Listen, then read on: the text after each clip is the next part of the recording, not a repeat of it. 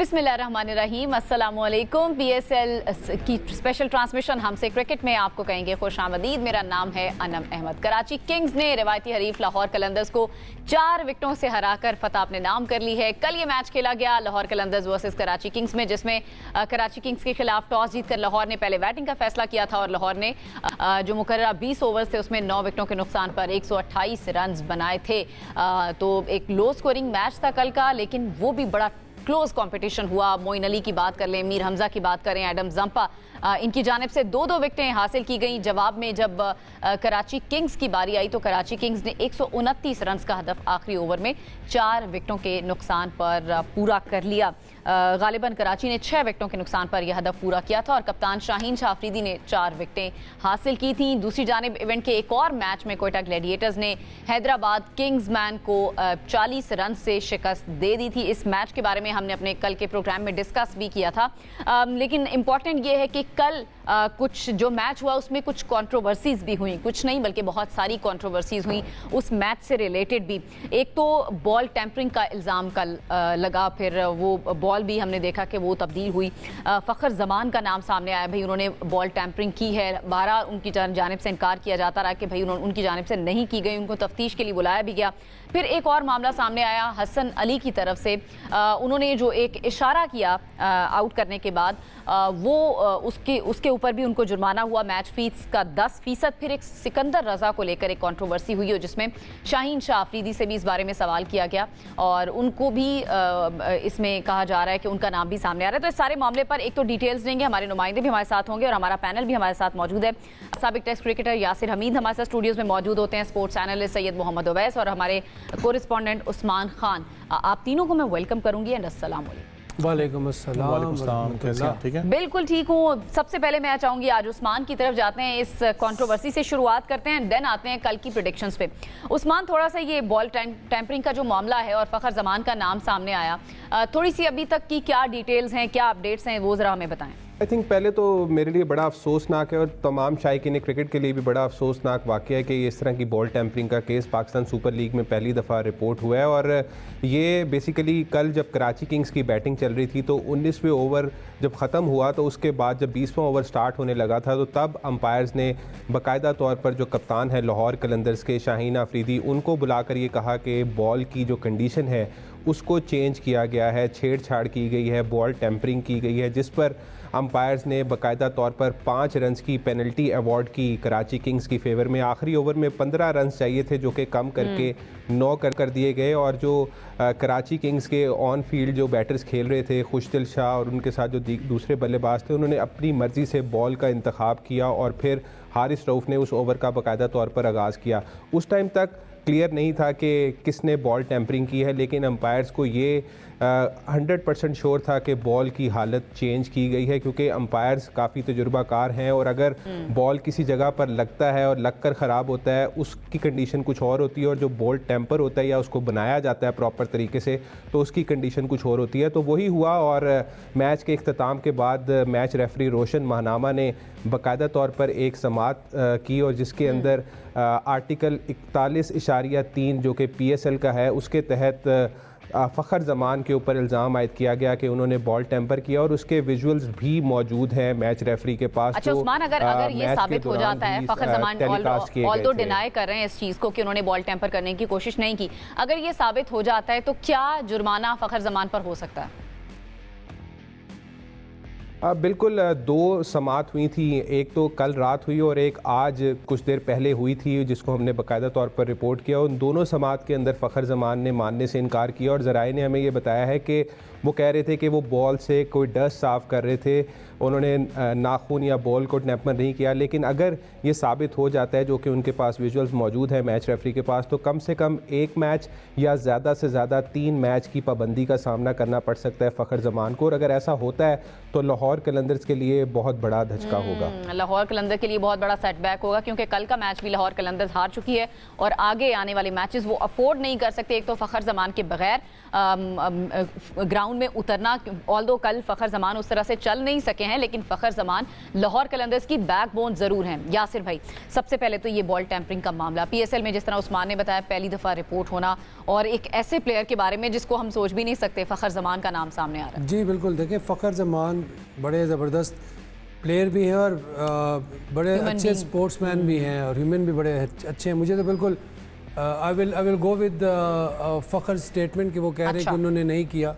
बिल्कुल, क्योंकि उनका ट्रैक रिकॉर्ड अगर आप देखो तो एक मैच में मुझे याद है कोई फाइनल था और इनके बल्ले से बॉल लग गया था और अंपायर ने आउट नहीं भी दिया था और ये चले गए थे। अच्छा, आप कह रहे हैं कि he is very honest with the game. बड़ा स्पोर्ट्समैन स्पिरिट है इनमें और बड़ा ऑनेस्ट बंदा है। तो I will go with Fakhar statement till now के अभी तक वो अगर कहते हैं कि यार उन्होंने नहीं की। फैसल अफरीदी को थोड़ा सा हम क्रिकेटिंग डेज से जानते हैं, थोड़ा सा ये कभी कभी बस ये इस तरह की कोई चीज़ कर जाते हैं जो बिल्कुल आउट ऑफ द बॉक्स होती है। तो मुझे समझ नहीं आई, उसने हाथ में बॉल लिया, एकदम बॉल उनसे लेके और कह दिया कि यार ये इन्होंने नाखून मारा है। तो अगर वो डिनाई कर रहे हैं तो लेकिन तहकीकात तो होनी चाहिए ना। अब वो तो हो रही है ना, तहकीकात कहाँ रुकी हैं, हो रही हैं आपके सामने सारे हम बात कर रहे हैं, तहकीकात भी हो रही है। नहीं, लेकिन साबित अगर हो जाता है फिर जिस तरह उस्मान बता रहे हैं सज़ा भी हो सकती है। साबित किस तरह होगा मुझे बताएं। अब जो कमेटी बनाई है या जो तहकीकात कर रहे हैं लोग, देखिए साबित एक सूरत में होगा जब फोकस होगा उस बॉल पे और ये एविडेंट होगा कि उन्होंने नाखून मारा है। अब बॉल उनके हाथ में है, वो क्या पता उसको साफ कर रहे हो।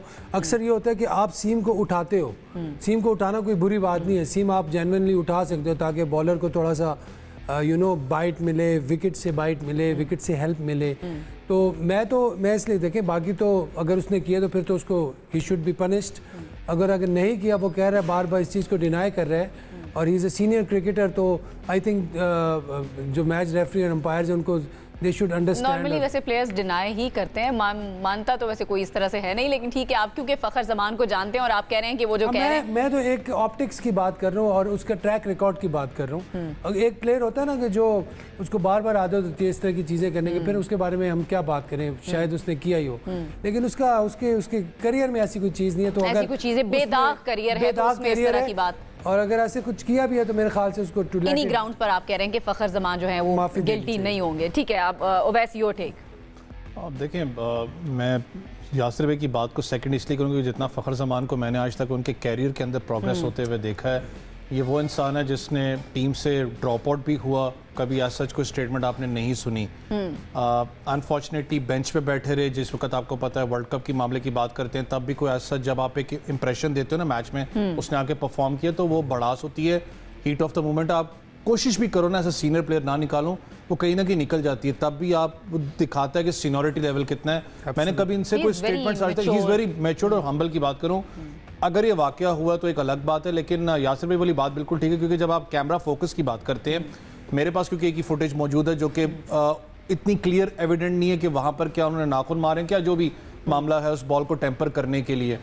अगर आपके पास सबूत है वो एक अलग बात है, क्योंकि कहीं से मुझे भी न्यूज़ थी कि शायद इनको 2 मैचेस का जो सा है वो बैन किया जाएगा। लेकिन एक अगर वो इस चीज़ पे बिल्कुल भी एग्री नहीं कर रहे, वो इस चीज़ पे एग्री नहीं कर रहे, तो दैट मीन्स कि वो क्लियर है। आपको फिर एविडेंस दिखाना पड़ता है, जो कैमरामैन है वहाँ पर ग्राउंड्समैन है उनका काम है फिर साबित करना। क्योंकि देखिए फुटेजेस पड़ी होती है आपके मैच रेफरी के पास, एविडेंट नहीं है ना, मैच रेफरी के पास एविडेंट उसने जो फुटेज नेकेड आई से नजर आती है ना, जो फर्स्ट ग्लांस है, उसमें तो यार बॉल उसके पास आया, उसने यूं किया और वापस दे दिया। अच्छा, एविडेंस नहीं है तो फिर मैच के जो 5 रन्स उधर चले गए, फिर तो मैच का पूरा पांसा ही पलट गया ना उस एक इंसिडेंट की वजह से। हाँ बिल्कुल, देखिए लो स्कोरिंग गेम था, वो कैसे रिकवर करेंगे फिर? तो ये तो फिर इनको इस पे तो मैंने, क्योंकि वो तो 5 रन हो चुके थे उस टाइम और वो उस पर वो एग्री कर चुके थे।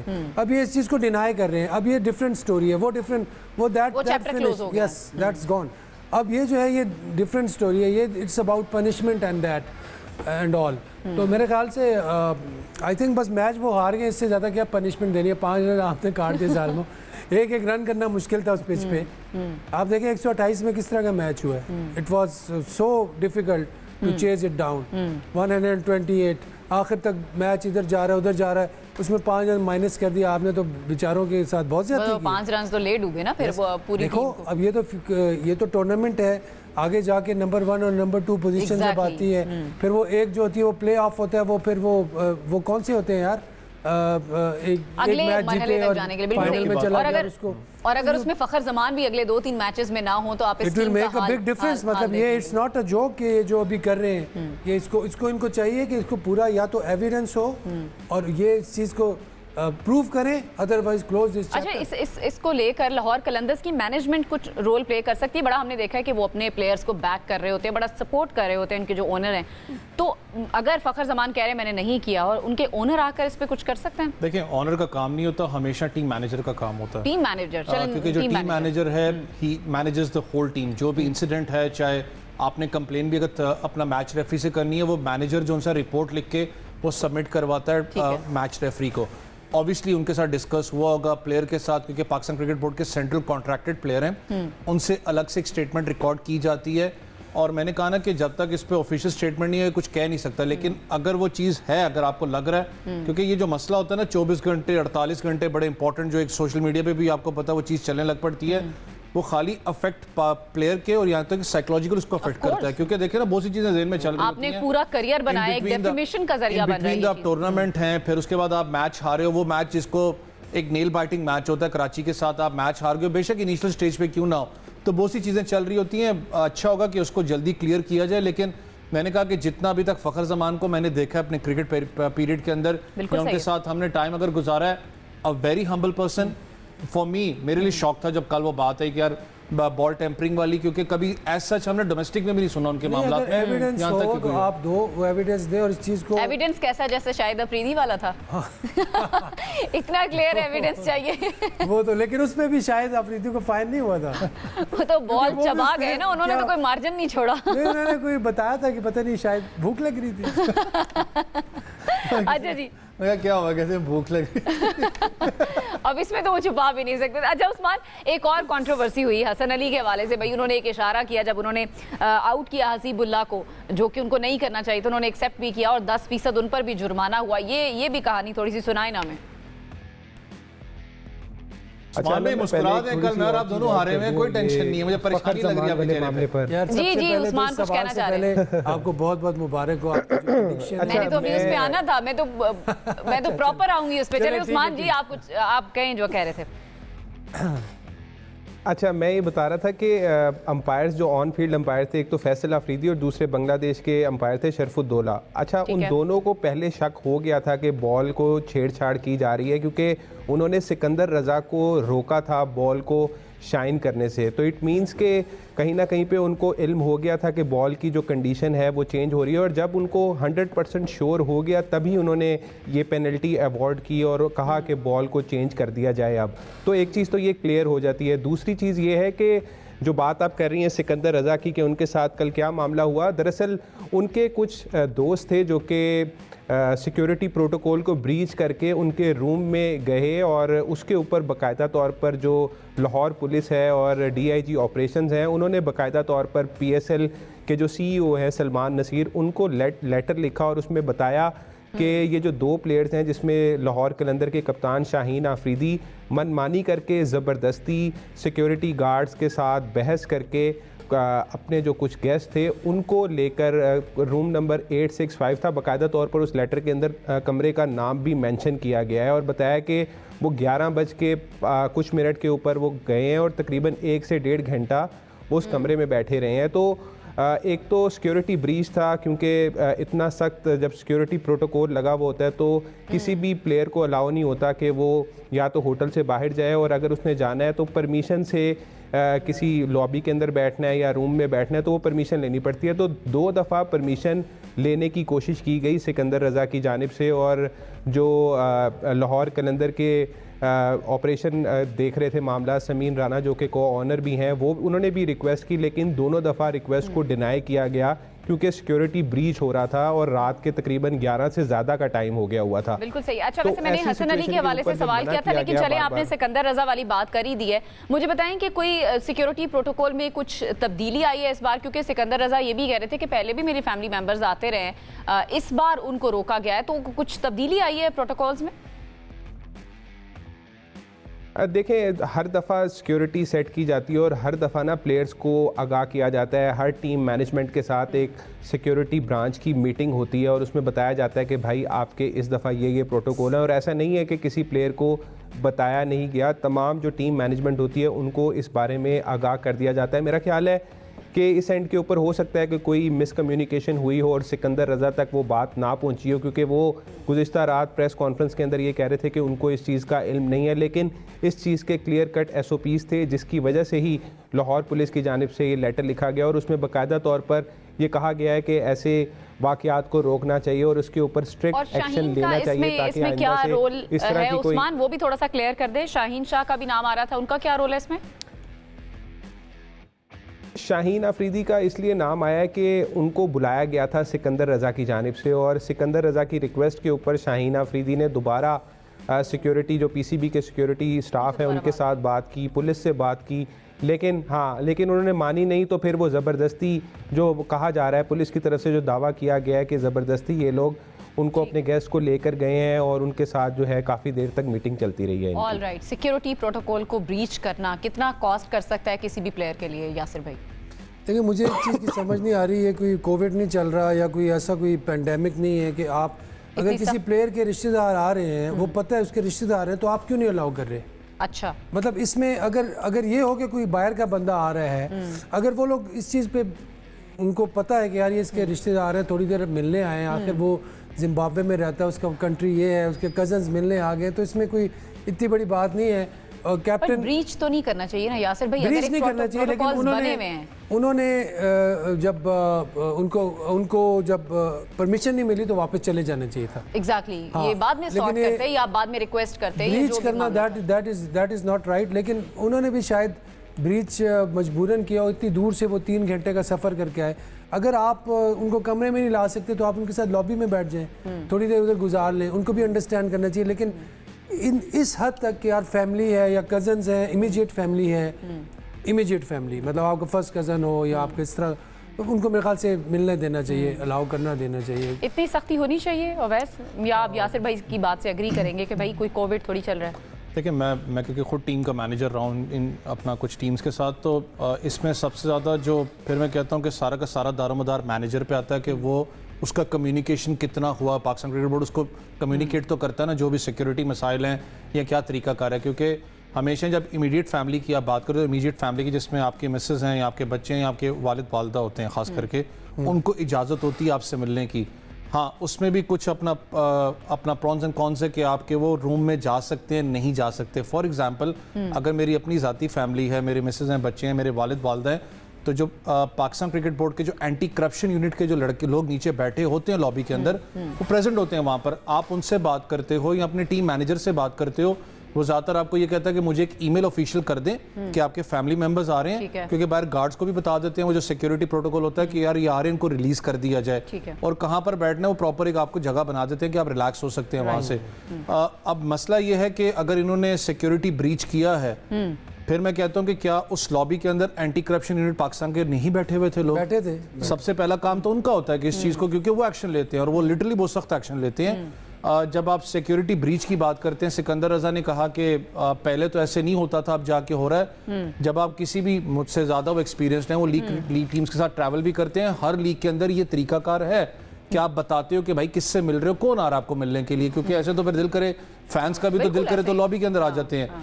तो अगर सिक्योरिटी ब्रीच हुआ फिर मैं कह रहा हूँ the answerable is just not to the players, it's even the management, जो मैनेजर है खास करके, इवन ही इज आंसरेबल। वो जो आखिर किस चीज मैंने सवाल किया ना, यासिर भाई कह रहे हैं कि इतनी टाइट सिक्योरिटी प्रोटोकॉल्स होने नहीं चाहिए, आप उससे एग्री करते हैं या आपको लगता है कि नहीं भाई ठीक है? देखिए, सिक्योरिटी प्रोटोकॉल्स अगर आपको लगता है अनफॉर्चुनेट जो सिनेरियो होता है, सिक्योरिटी कंसर्न्स होते हैं, इसको आप रखते हैं। नहीं, आप कह रहे हैं कि इतने टाइट इन सम केसेस, अब जिस तरह सिकंदर है, we know he is living in Zimbabwe, जाहिर है वो आप कह रहे हैं एक्सेप्शंस निकालनी चाहिए, एक्सेप्शंस होनी चाहिए ना। अब इसके लिए होना चाहिए, अब यहाँ का लोकल प्लेयर वो कहे मेरे कजन आ रहे, नहीं उसके लिए अलाउ नहीं है। अब्दुल्ला शफीक है सपोज, वो सियालकोट का है, सॉरी मैं आपकी बात कर रहा हूँ, और अहमद वो क्या नाम है सिकंदर जिम्बाब्वे से है, तो दोनों में डिफरेंस है ना। ठीक है, अब यासिर भाई कह रहे हैं एक्सेप्शंस होने फॉर मी चाहिए। मेरे लिए देखें, हमेशा जब आप मैं क्योंकि मैं उस एक्सपीरियंस की बात कर रहा हूँ जिनके साथ मैं रहा हूँ, ठीक है, तरीकाकार आपका ये होता है, चाहे आपका लोकल प्लेयर है चाहे इंटरनेशनल प्लेयर है। अगर फॉर एग्जाम्पल मैंने कहा ना, इमीडिएट आपके जो रिश्ते हैं वो एक अलग सिनेरियो है जिसमें वालिद वालदा, ठीक है। आपकी मिसेज वगैरह, उनका एक अलग सिनेरियो बन जाता ठीक है। अगर आप कहें मेरे बहन भाई आ रहे हैं, मेरे दोस्त अहबाब आ रहे हैं, तो they are not allowed in the room. ये आप रूल्स एंड रेगुलेशन, आपके रूम में नहीं जा सकते, यहाँ तक आपके फ्लोर पे नहीं जा सकते। तो ऐसा कैसे हो आपका एक सकता है लॉबी कि बना प्लेयर होता को ये बात है, पता लॉबी ना के हो? अंदर आप बैठ सकते हैं। देखिए प्लेयर को पता होता है ये प्लेयर वो हैं जो कि बहुत अरसे से लीग खेल रहे हैं, इतने एक्सपीरियंस प्लेयर आप लीग खेल रहे हो। मैंने कहा ना कि आपका बेशक दोस्त भी आ रहा है, उसको रिस्पेक्ट तो आपने देनी है, आपका दोस्त है जो भी है, लेकिन पाकिस्तान क्रिकेट बोर्ड है, चाहे जो सिक्योरिटी ऑफिशियल्स वहां बैठे हैं, प्लेयर से बात करके आप उनको एक डेजिग्नेटेड नीचे ही लॉबी में आप एक जगह दे देते हो। अगर आपने उनके रिश्तेदार भी तो आप एक डेजिग्नेटेड है, वहां कोई जाता नहीं है, वहां पर आराम से बैठ के उनसे बात कर सकते हो। बिल्कुल सही। आई गेस वो मिसकम्युनिकेशन हो सकती है। उस्मान, अब इस पर हो क्या सकता है? सिकंदर रजा पर कोई जुर्माना हो सकता है या कोई फाइन हो सकता है, या क्या क्या उन पर कार्रवाई हो सकती है?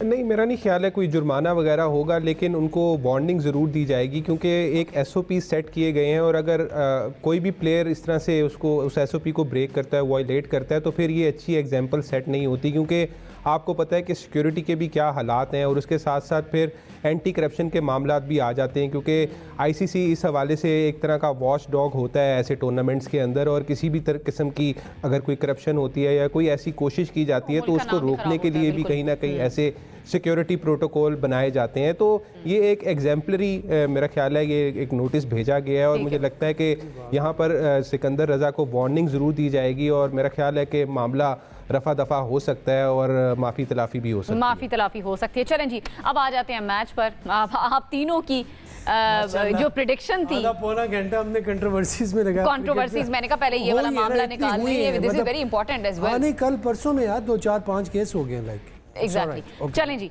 एक और केस था, खैर उसको हमने डिस्कस नहीं किया, हसन अली वाला, वो उन्होंने भी इशारे कर दिए थे, जुर्माना उन्होंने भुगत दिया। अच्छा जी, अब आ जाते हैं मैच पे। यासिर भाई, आपकी, ओवैस की और उस्मान की एक ही टीम थी। उस्मान ने तो मतलब वन गो में कह दिया भाई लाहौर है। ये देखें, ठीक है, आप सब ने यही कहा। गलती होगी जी हम तीनों से जी, माफ कर दें, आधा घंटा हो गया। और ओवैस ने 70-30 का जो बड़ी परसेंटेज देर से सोच के रखा हुआ है तो कि मैंने क्या जवाब देना है, मैं कैसे कवर करूंगा इसको। लाहौर के साथ कल क्या हुआ?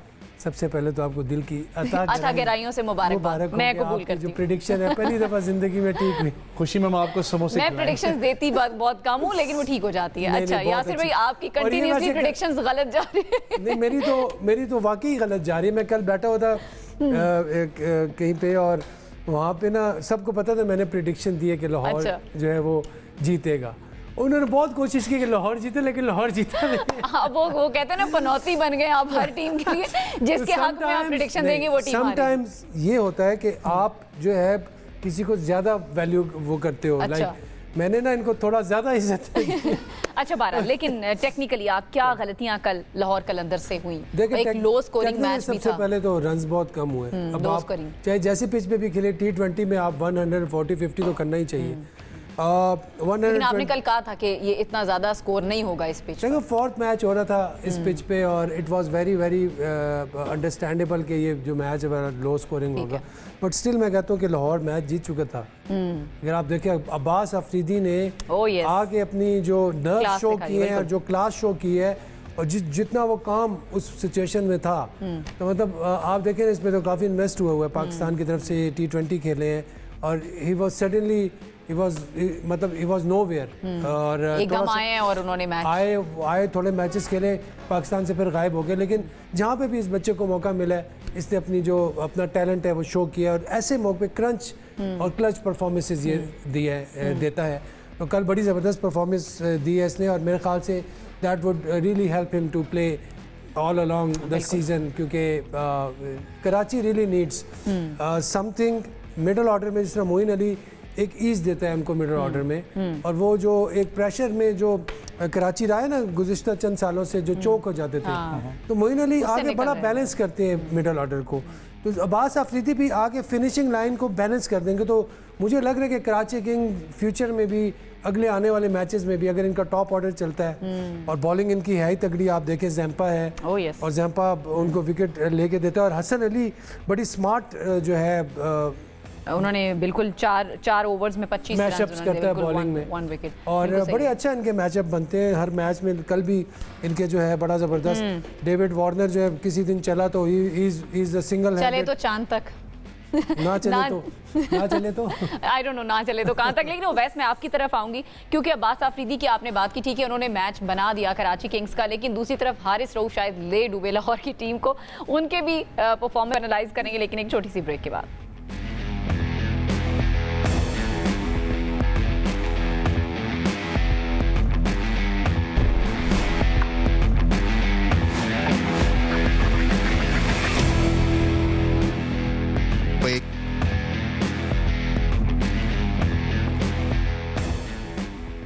ऑलराइट जी, ब्रेक के बाद आपको कहेंगे खुशामदीद। कराची किंग्स वर्सेस लाहौर कलंदर्स और नतीजा जो है वो कराची किंग्स के हक में कल सामने आया और जिस तरह यासिर भाई से मैंने बात की वैसे ही ओवैस की भी प्रेडिक्शन कल थी और उन्होंने कहा था 70-30 का। मैं पता है क्या कसम से मैं कराची कहने लगा था, पता नहीं अब यासिर भाई अब आखिर में मैंने क्यों कह दिया मुनासिबत की बात होती है, उसी वक्त कहना चाहिए था।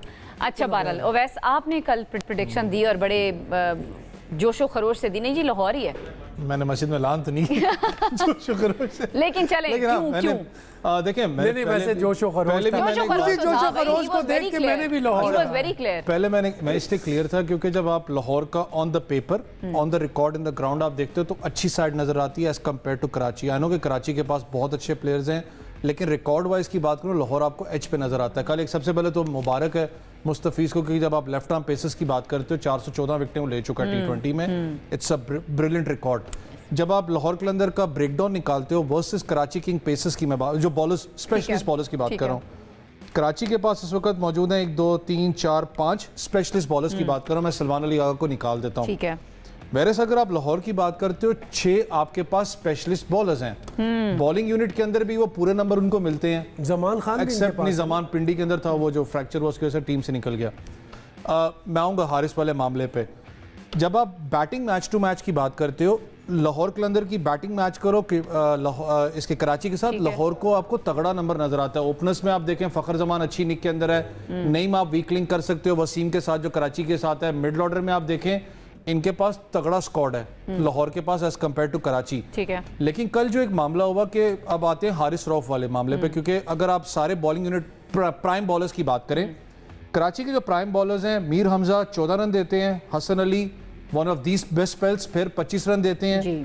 अब्बास अफरीदी ने एक बार फिर बताया कि पाकिस्तान टीम से बाहर रखोगे, मैं स्टेटमेंट नहीं दूंगा, स्टेटमेंट अपनी बॉल से दूंगा, अपनी बैट से दूंगा। उसने आगे परफॉर्म किया बड़े मैच के अंदर क्योंकि मैच बड़ा इंपॉर्टेंट था ये। लेकिन 2 ओवर्स में उन्होंने भी 19 रन दिए कल बॉलिंग में। आप देखें उसने बैटिंग के अंदर कैसे परफॉर्म किया, जो प्रेशर सिचुएशन की बात कर रहा हूं। लेकिन वो कमबैक ओवर पहले ओवर में 17 दिए उसने, दूसरे में 2 एक ओवर में। मैं वही कह रहा हूं क्योंकि आप देखो एक लॉन्ग स्पेल के बाद आप वापस आ रहे हो टाइम में, अगर आप इसके पीछे जाके रिकॉर्ड देखो उसने बहुत अच्छा परफॉर्म किया डोमेस्टिक में भी, खिलाएंगे तो और भी एविडेंस देंगे। बिल्कुल ठीक है। अगर आप कराची किंग्स वाले मामले पे आते हो एक चीज तो कराची के अपना लाहौर कलंदर को समझनी पड़ेगी। ठीक है आपने स्क्वाड अपना सारा रिटेन किया, आपने उन्हीं प्लेयर्स के साथ की अच्छी बात है कि विनिंग स्क्वाड आप कैरी कर रहे हो। हारिस रऊफ को एक चीज समझा दें कि भाई तुम डेथ ओवर के बॉलर नहीं हो, या तो अगर आपने कोटा ही उसका पूरा करवाना है ना तो आप उसको 11 से 16 ओवर के बीच में करवा सकते हो। नहीं तो ये हारिस रऊफ को क्यों समझाना है, ये तो कैप्टन को पता होना चाहिए, मैनेजमेंट को पता होना चाहिए कि भाई इनको नहीं खिलाना। जबरदस्ती बॉल ले लेते हैं। मैं देखे ना वही बात कर रहा हूँ। कल आपने ठीक है आपने कुछ प्लेयर्स को रिटेन करना था, कुछ को आपने रिलीज करना, फोर्सफुल भी रिलीज आपने करना था। कल साफ महसूस हो रहा था कि आपको जमान खान की कमी महसूस हुई है। लाहौर कलंदर को डेथ ओवर्स में पिंडी वाले मैच में भी आपको नजर आया। एक सेकंड, इनका एक बॉलर इसको एक ओवर रहता था, वो कौन था? हारिस के अलावा मेरे ख्याल से हारिस से इनको थोड़ा सा हटना पड़ेगा। ही इज राइट, मैं बिल्कुल थोड़ा सा हटना पड़ेगा, थोड़ा सा देखिए डेथ ओवर्स ऑप्शंस पे क्यों आ रहा है, थोड़ा सा जहां पर डेथ ओवर की ऑप्शन की बात आती है। शाहीन बहुत कल एक्सेप्शनल अपना जबरदस्त थे, एक्सेप्शनल थे। उबैद शाह की बात करूं, आपको उबैद शाह को भी यूटिलाइज तो करना है ना। अगर आपको समझ में आ रही है कि हारिस रऊफ अभी की बात नहीं कर रहा, देखिए आपको 14 चाहिए थे आखिरी ओवर में, वो 5 रन की पेनल्टी अपनी जगह है। 9 रन अगर एक प्रीमियम फास्ट बॉलर आप कहते हैं कि वो इतनी क्रिकेट खेले में एक्सपीरियंस फास्ट बॉलर है, पेस बैटरी है, रिवर्स स्विंग करते हैं, आप 9 रन अगर डिफेंड नहीं कर पाते this is not the first time, इनसे पहले पाकिस्तान टीम में भी हो चुका Exactly, मैं यही कहने है। दैट लगी शोज कि आपके पास डेथ ओवर का जो एक स्पेशलिस्ट है लाहौर के पास नहीं है।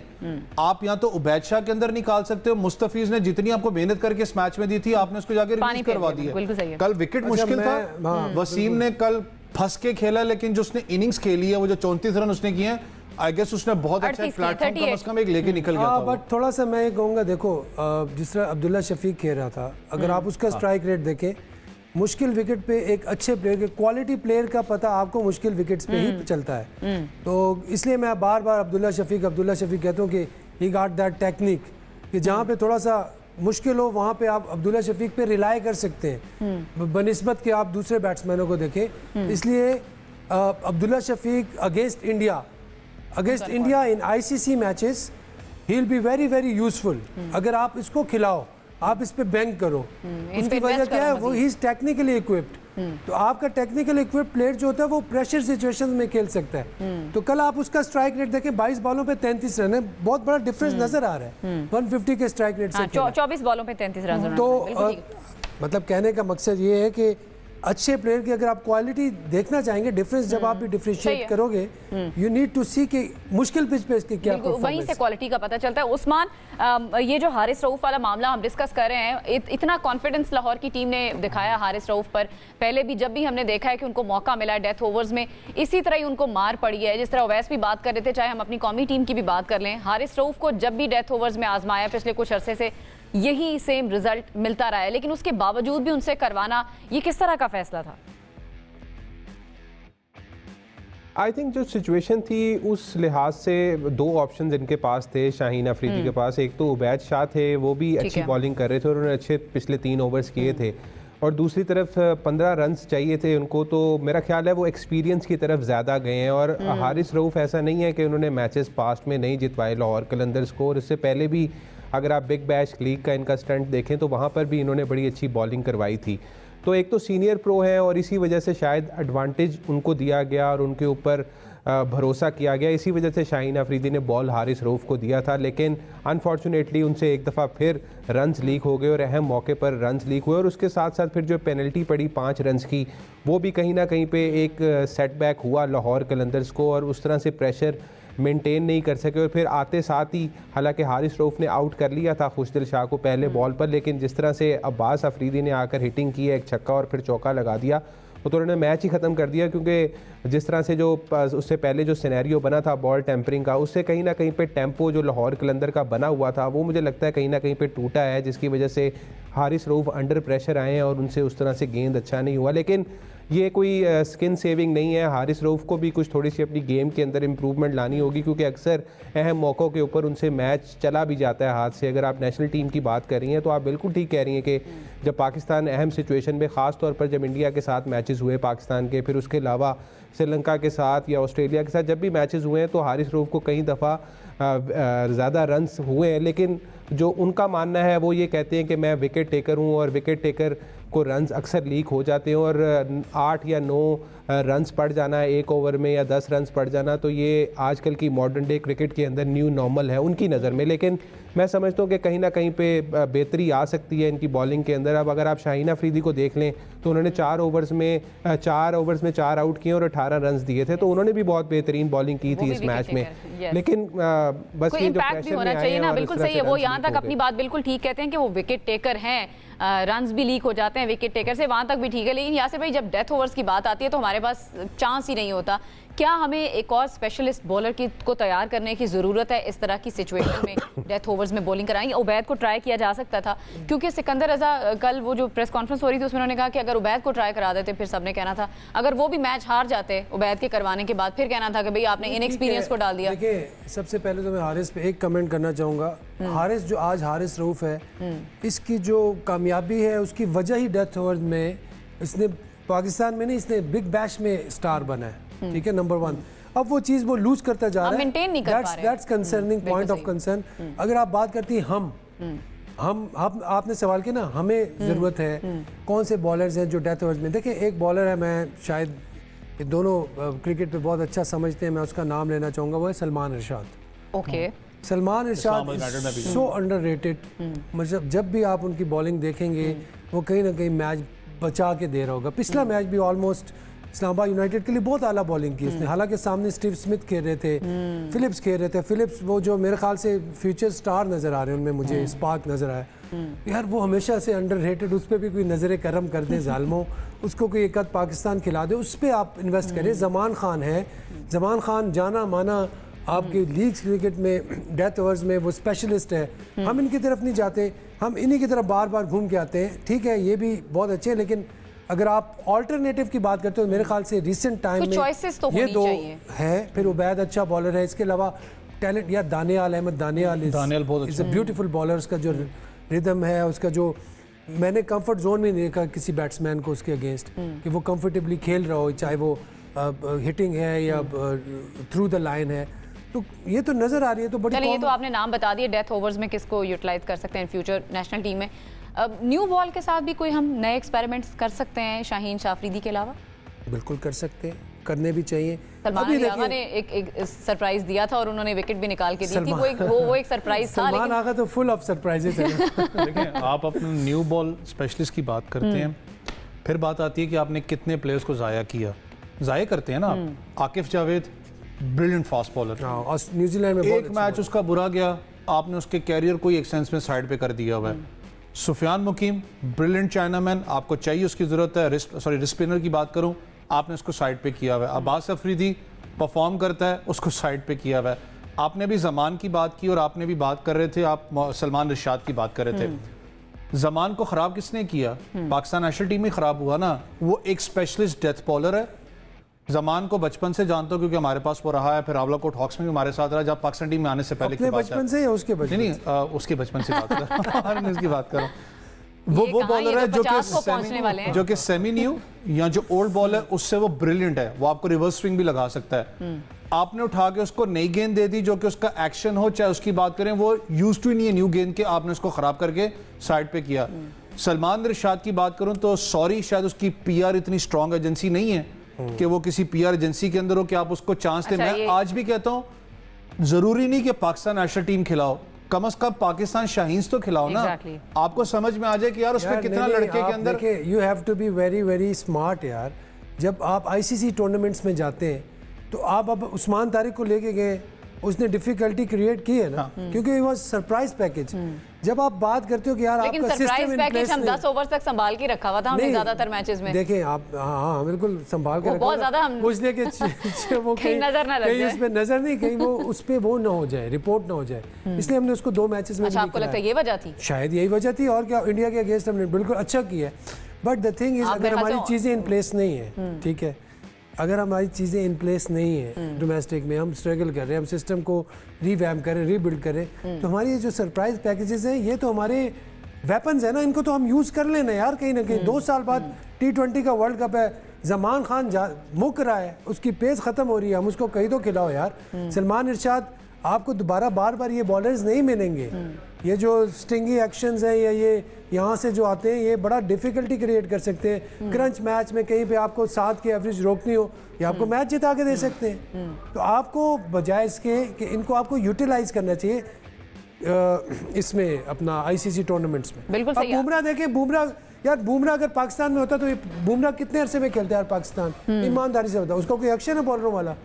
उसको तो हम भगा देते कि यार जाओ बुमराह, तुम्हारा कोई एक्शन नहीं है। एक और इस वक्त खबर सामने आ रही है, नसीम शाह पर 2 करोड़ का जुर्माना आयद कर दिया गया है। उन्होंने भी कोड ऑफ कंडक्ट की खिलाफ वर्जी की। अब ये फैसला सामने आया है, नसीम शाह पर 2 करोड़ का जुर्माना कर दिया गया है, उनको कसूरवार करार दे दिया गया है। नसीम शाह की जानिब से एक ट्वीट सामने आता है उनके अकाउंट से, और जिसके बाद उन्होंने लाताल्लुकी का ऐलान करते हुए कहा कि उनका अकाउंट जो है वो हैक हो चुका है। उनकी जानिब से ये ट्वीट नहीं किया गया, लेकिन क्योंकि इस पर मजीद तफ्तीश की गई, इस मामले को मजीद तफ्तीश के जुमरे में लाया गया और ये साबित हुआ है कि नसीम शाह जो हैं वो कसूरवार करार दिए जाते हैं। उस्मान की तरफ चलते हैं। उस्मान, आपके पास इस खबर से मुतालिक क्या डिटेल सामने आई? बिल्कुल जी, अब से कुछ देर पहले पाकिस्तान क्रिकेट बोर्ड ने बड़ा फैसला अब सुना दिया है और नसीम शाह को 2 करोड़ रुपए जुर्माना आयद किया गया, और वो उनको फौरी तौर पर भरने पड़ेंगे पीसीबी को, क्योंकि जो ब्रीच उन्होंने किया है वो सेंट्रल कॉन्ट्रैक्ट की खिलाफ वर्जी की है, और उसके अलावा जो प्लेयर्स का मीडिया रेगुलेशन है उसकी भी खिलाफ वर्जी की गई है नसीम शाह की जानिब से। गो के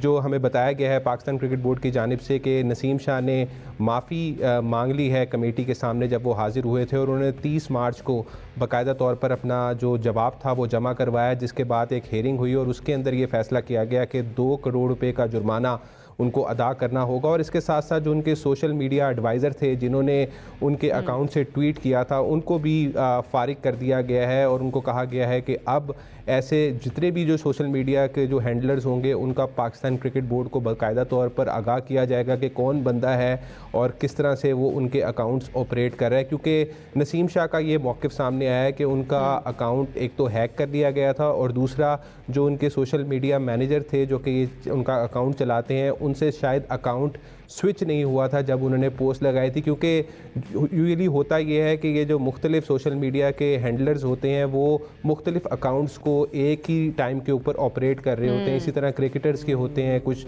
सोशल मीडिया कुछ शोबिज़ के शख्सियात के होते हैं, कुछ जो इन्फ्लुएंसर्स होते हैं उनके होते हैं। तो मेरा ख्याल है जो सोशल मीडिया एडवाइज़र हैं उनसे ये बहुत बड़ी गलती हुई है जिसका खुमियाजा नसीम शाह को भी भुगतना पड़ा है। और नसीम शाह ने ये माफ़ी भी मांग ली है और अब 2 करोड़ का जुर्माना तो अदा करना पड़ेगा। और एक एग्जाम्पल सेट की गई है मैं समझता हूँ पाकिस्तान क्रिकेट बोर्ड की जानिब से, और अच्छा फ़ैसला है क्योंकि अगर आप सज़ा ना देते तो हो सकता है कल को कोई और प्लेयर उठकर इस तरह की ट्वीट कर देता है जो कि जिसका क्रिकेट के जो डिसिप्लिनरी एक्शन है उसकी खिलाफ वर्जी है, पाकिस्तान क्रिकेट बोर्ड के सेंट्रल कॉन्ट्रैक्ट की खिलाफ वर्जी है। तो मेरा ख्याल है कि एक सही डिसीजन हुआ है और एक एग्जाम्पल सेट की गई है और ये होना भी चाहिए था। और अच्छी बात यह है कि उन्होंने एक्सेप्ट भी किया है इस चीज़ पर और माफ़ी भी मांगी है। अच्छा उस्मान, ये बताएं कि पहले कहा जा रहा था कि शायद सेंट्रल कॉन्ट्रैक्ट को भी नुकसान हो सकता है या वो मुअत्तल किया जा सकता है नसीम शाह का, इस तरह की तो कोई चीज़ सामने नहीं आई, सिर्फ उन पर 2 करोड़ का सिर्फ जुर्माना ही हुआ है। जी बिल्कुल, सिर्फ अभी तक 2 करोड़ का जुर्माना किया गया है और सेंट्रल कॉन्ट्रैक्ट को ख़त्म नहीं किया गया और प्लेयर को ये ख़ास तौर पर इंस्ट्रक्ट कर दिया गया और वार्निंग दी गई है नसीम शाह को कि आइंदा ऐसा ना हो। और अगर ऐसा होता है तो फिर हो सकता है कि पाकिस्तान क्रिकेट बोर्ड इस पोजीशन के अंदर हो कि वो सेंट्रल कॉन्ट्रैक्ट भी खिलाड़ी का ख़त्म कर दे। बिल्कुल ठीक है, बिल्कुल सही है। ये सज़ा हुई है जी नसीम शाह को। यासिर भाई, योर टेक? हम पहले भी इसको डिस्कस कर चुके हैं वैसे कि ये होना नहीं चाहिए था उनके अकाउंट से ये जो चीज़ सामने आई थी और अब वो कसूरवार भी हो गए हैं। वेरीफाइड अकाउंट है और social media is very very tricky now days. मैं सबको कहता हूँ खुद भी बचो, दूसरों को भी बचाओ, बड़े तरीके से यूज़ करें। अब AI टूल्स आ गए हैं और कितना मतलब पॉजिटिव्स भी और नेगेटिव ज़्यादा है भाई, नेगेटिव ज़्यादा है। मेरे ख्याल 60 to 70% नेगेटिव्स हैं। तो अच्छा ये है कि सोशल मीडिया से जितना आप अपने आप को दूर रखें और जो मैनेजर्स रखें उनको वो रिस्पॉन्सिबल मैनेजर्स रखें। अब ये तो बड़ी इररिस्पॉन्सिबल चीज़ है कि यार उसके अकाउंट से ये ट्वीट हो गई है और आप अभी तो फिर बचत हो गई। सेंट्रल कॉन्ट्रैक्ट भी अगर मुअत्तल हो जाता तो उनको ज़्यादा प्रॉब्लम हो सकती थी। 2 करोड़ दे भाई, अब माशाल्लाह अरबों कमाए, अब 2 करोड़ दे दो, कोई मसला नहीं है। बट मेरे ख्याल से it will be a great lesson for him for the future. Will be very cautious और बड़ा जो है इसको रहना पड़ेगा। Great lesson for him and for other players as well. एक एग्जांपल सेट करने की जरूरत है और जो भी मैनेजर रखे उसका देख लें कि बाकी वो कौन कौन से अकाउंट्स चला रहे हैं। ये ना किसी और का अकाउंट चला रहे हो वो इधर का ट्वीट उधर करते। और वैसे आपका कमेंट इस पर? अनफॉर्चुनेट है क्योंकि लेकिन वही बात है कि जब अगर आप इसको एक्सेप्ट कर रहे हो तो दैट मीन्स कि ब्रीच तो हुआ इस चीज़ का। लेकिन मैं इसलिए हमेशा कहता हूँ कि जब आप मैनेजमेंट को खास करके आप चूज़ करते हैं तो बड़ा आपको वोकल रहना पड़ता है क्योंकि आजकल जो सूरत हाल है उसके अंदर आपको एक तो यंगस्टर्स की बात करूँ, चाहे स्टारडम एक चीज़ होती है उसमें भी कहीं ना कहीं वो बंदा थोड़ा बहुत आगे निकल जाता है, लेकिन मैनेजर को थोड़ा सा मैनेजर्स का काम ही यही होता है भाई। आपके इर्द गिर्द जो लोग हैं आपके मैनेजर्स, उनका काम ही यही होता है आपको बताते रहें, आपको गलत चीज़ों में जाने से रोकें और आपको बताएं कि आपने किस डायरेक्शन में जाना है, ये उनका काम होता है। बहरहाल जी हमें शो को करना है क्लोज। इंशाल्लाह कल आपसे दोबारा मुलाकात करेंगे। अपना बहुत ख्याल रखिए। अल्लाह हाफ़िज़।